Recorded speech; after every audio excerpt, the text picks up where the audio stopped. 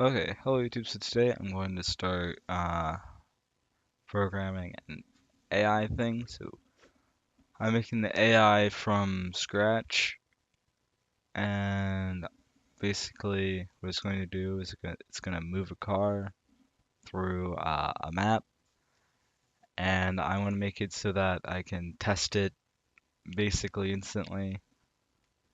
Uh, I have seen other videos of people doing this, so it's not like an original idea, but I wanted to try it, see if I could do it without watching a tutorial. And I probably can't. So, yeah.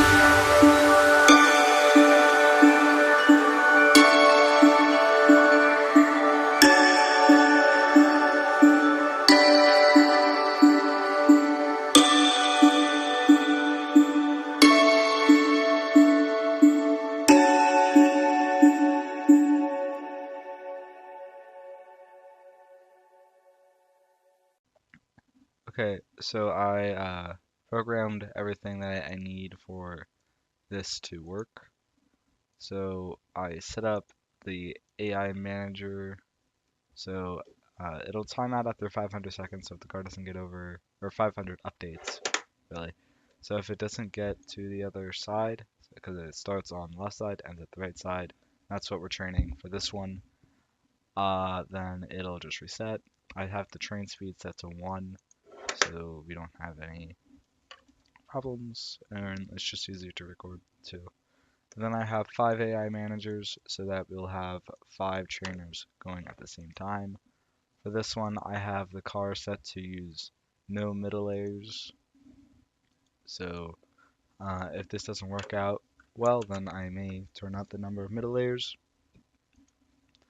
And just to note, the weights are set up randomly every time a car is made, so it doesn't have weights based off of the best uh, weights that were already shown, which is why uh, this right here is absolutely useless and it's never used. Uh, so, other way, we'll start training. Okay, so I noticed a very large problem uh, with having 5 going at once. And I think it's because they all push each other the entire time. And that's not particularly good because then they're, I don't know, they just, I don't know, that's not desirable. And right now my Wi-Fi is not working, so I'll figure that out.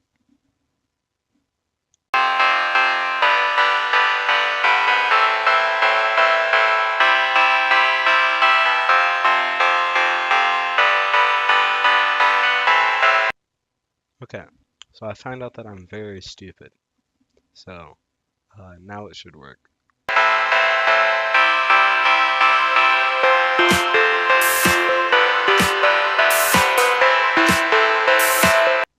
Okay, so we have a vehicle that has successfully gotten to the end, and that is this guy. Uh, so let's figure out what his weights were. So first we have to figure out which AI manager he was a part of. Is it that one? Actually, yeah, that was neat. So if it was this one, then its which should be the string. So let's throw that into Notepad. See what that is. It's a mess. It's what it is. It always is. It's not actually the whole thing. Hold on. Oh yeah. Oh yeah. It is. Never mind. Okay. Yeah, because it has less layers than it did before, and I was confused why there were so little points. But that makes sense. So yeah. What we can actually do now, I'm gonna set up a thing where you can visualize this vehicle as it's going.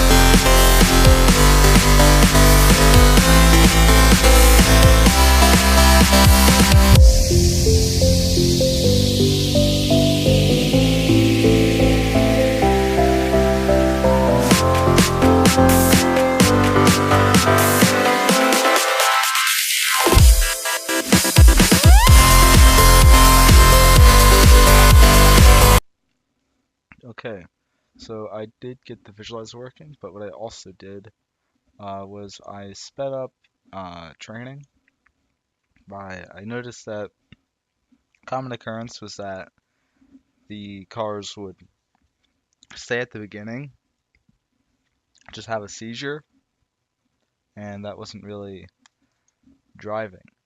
So yeah, now it actually after like a fifth of its life cycle, it'll get executed if it hasn't moved uh, like 1 unit.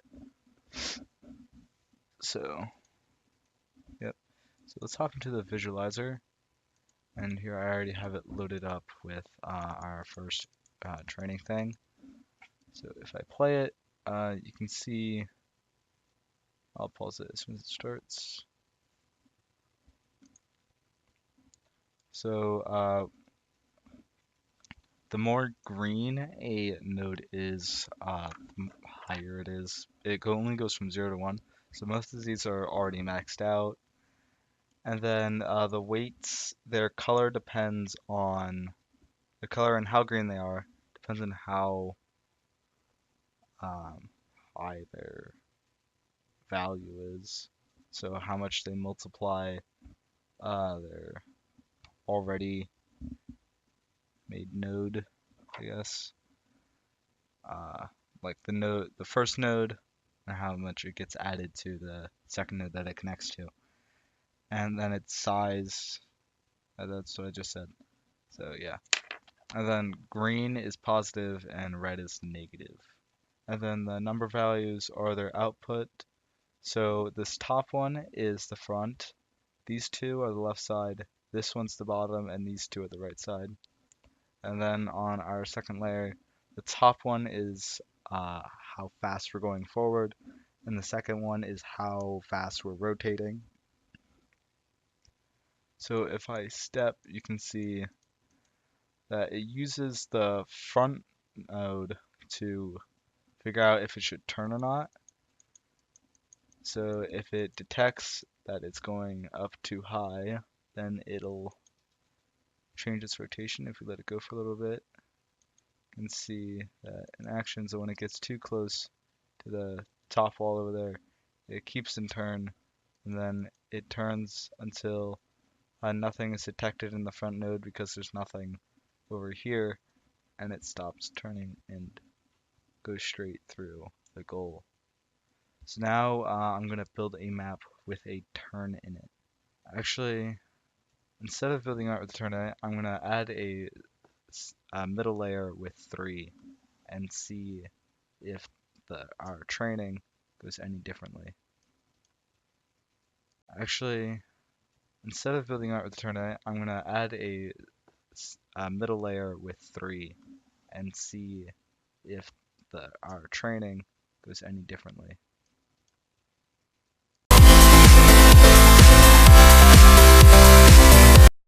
Okay, so very quickly, we already have a result.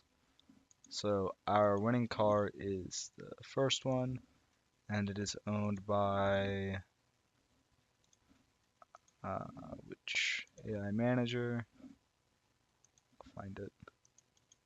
Hurry. Oh, it's owned by the first AI manager. Okay, I just didn't notice. Yeah. Okay, so let's grab its string. Alright, that's in there. Yeah.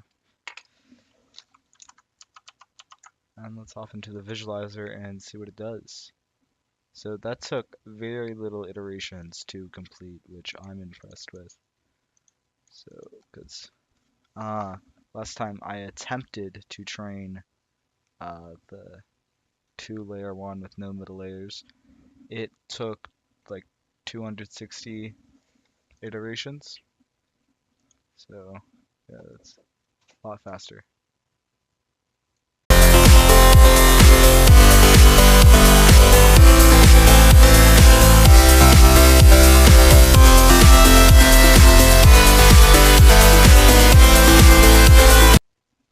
Okay, so now we're going to start it. So I got it working. Just had extra square bracket at the end when I attempted to split it. So this AI looks very different. So what I'm noticing at first is that the positives and negatives were swapped here. So before, uh, all of the positives were going to this one, and all of the negatives were going to what was the second one, but now the second one's not there because we have another layer. And I also noticed that between the middle layer and the end layer, we have very small weights. So I also noticed that the weight between the uh, middle layer and the rotation is much smaller. And as well with the first layer here, and if we go through, you can see that it actually stays pretty stable. And then, oh, I missed something there. So this value went negative, and it changed the rotation to negative. I believe that it detected something in the front. I think maybe I kind of missed that. Uh, yeah, it detected something in the front, and it changed the weights by quite a bit, actually. Now it's rotating slightly upwards. Oh, by the way, it's the the speed and the rotation values are clamped at 1 and -1, so they can't go any higher than that, just to make sure that it doesn't go crazy. Because that's what it was doing before when I was testing it. And these values get very small when we get closer up, and that seems to be making just all these middle values larger.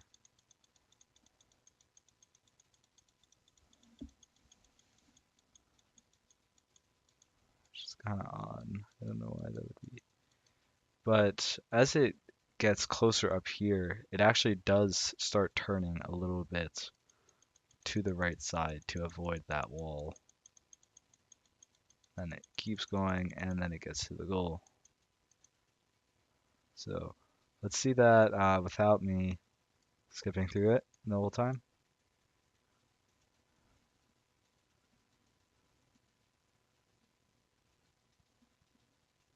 There you go. It starts, shakes a little bit, it's up and down.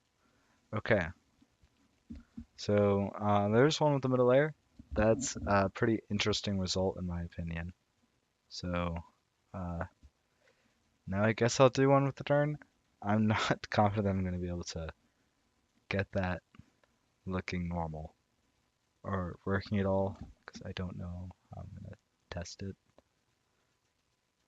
I'll figure it out, but probably won't be today. It'll be the same day for you, but it'll probably be tomorrow for me because it's 1 a.m.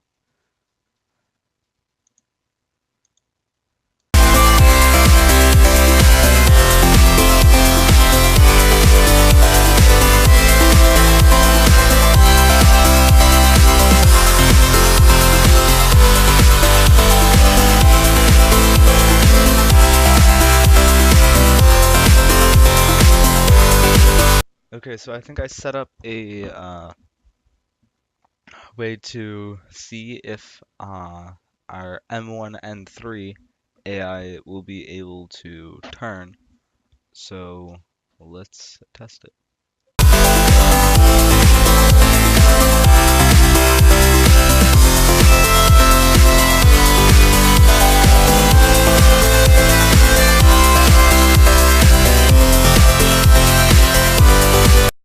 Okay, so after a long time, we finally got a vehicle that made it to the end. So if this AI manager had 478 iterations and we have 5, that's like a total of at least 200 or 2,390 iterations, and that's a lot. So I might actually implement a way to actually uh, use the best weights um, variable, but yeah, still not yet. So that's going to be difficult. Uh, so here we have AI Manager 2. I can copy it, and I really hope that's copied. So I'm going to throw it into Notepad. I'll put Notepad on screen. There you go. And let's stop that. Did it actually copy? Yes. And then I have to create a a scene to visualize this quick. So that shouldn't take too long.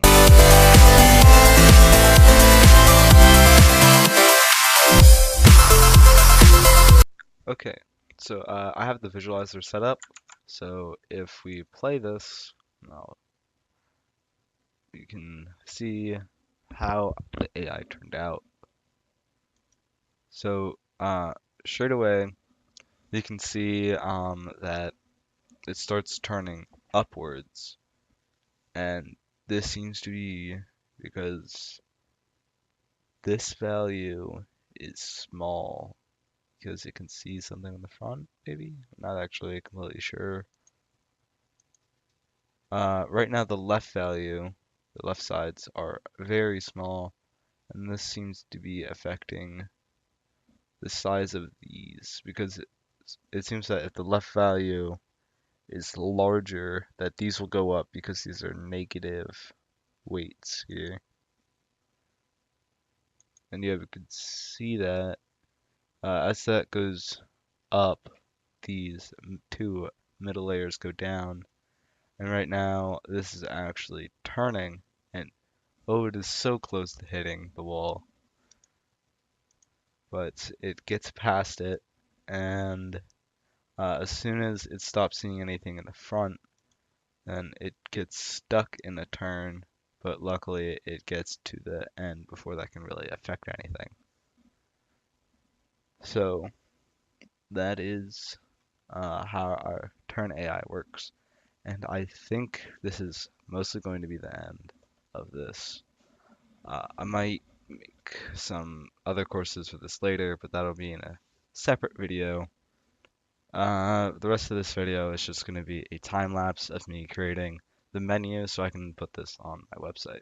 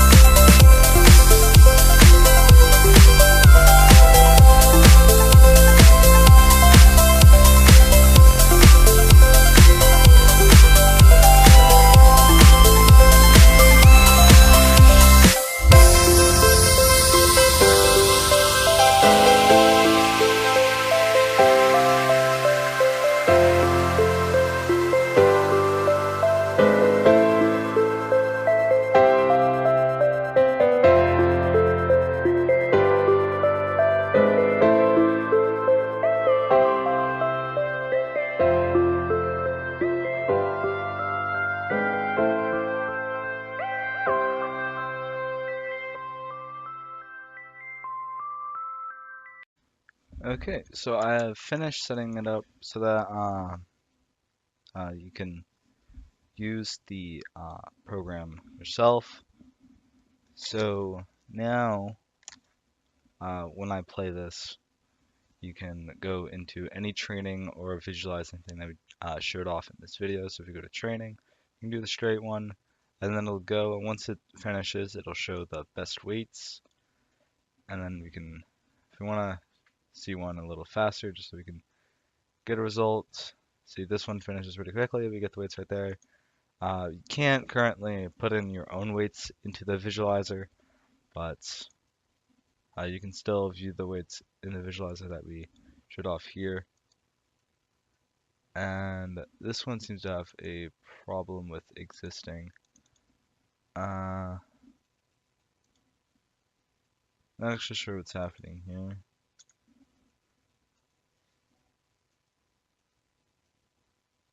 Just hop back into it, just in case it's just a one-time problem. Okay, yeah, it is. Hopefully, I don't know what happened. Uh, so yeah, we can hop into any visualizer that we want. We should be able to hop into any visualizer that we want. Uh, oh, I know. Time scale is reset. So I got this. Don't worry, I know that. So on start, we want to set the time scale to 1 because, yeah, the time scale gets set to 0 so the car stops moving. So now if you go into a visualizing scene and then go into a different one, it should work completely fine, just as we intended. I intended, I guess. So I can hop into straight and it gets to the end and it just stops and then you can exit. Then if we go into another visualizer, it keeps going. Okay, there you go. Quick bug fixes. There you go. That's what you need. Okay, so it's gonna be the end of this video. If you enjoyed this video, please leave a like, subscribe, and if you want to see more videos like this, every time a new one comes out, after you subscribe, you can hit the bell icon to get notified, so you can be one of the first people to view the video. Also, I don't know if I did this in the last video, because so I shout out Patreons that subscribe for $5. There are none right now, but there was a contest winner to create the logo for the channel. I'm still not using it. So Kyle W, I'll have his channel in the description. As well, if you subscribe to me on Patreon for $5 a month, you will also be in the description. There are other tiers for Patreon where you can get different tiers in my Discord. You can get weekly news for things that I'm doing that week, and you can be one of the first people to know what's happening. So, if you would like to do that, my Patreon will also be in the description. Also, if you want to contribute to this project at all, I'll have the GitHub link for this project in the description. I'll have it under my personal. Or do I have it under my personal one? Yeah, I do. It'll be under my personal GitHub, not the organization GitHub. So don't worry about that. Goodbye.